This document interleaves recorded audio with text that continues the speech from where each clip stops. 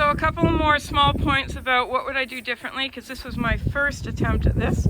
Number one is you have to be careful not to have too much net. And you can see this drapes over a little bit, but it doesn't go lower than that even when there's no hay in the basket, because as they're eating down, they push the net further in to get the good stuff at the bottom. You want enough net that they can reach the bottom of the basket or close to the bottom, but not so much that if there's not a lot of hay in there, it flops over and hits the ground. I do have shod horses. He's got shoes on, and this one has shoes on. So you don't want any net on the ground. The other thing I do differently is when I cut this net, this is a 5-foot small size round bale feeder. I hung this from the ceiling of my drive shed, and then I cut about halfway down.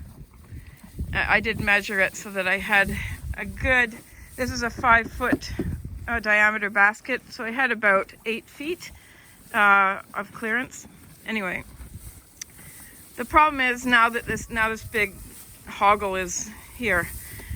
So I may shorten this net actually, because I think it's a little bit big, and what I'll do is I'll just cut this right out and restitch it. But if I had it to do over, I would not include the hoggle in the cut.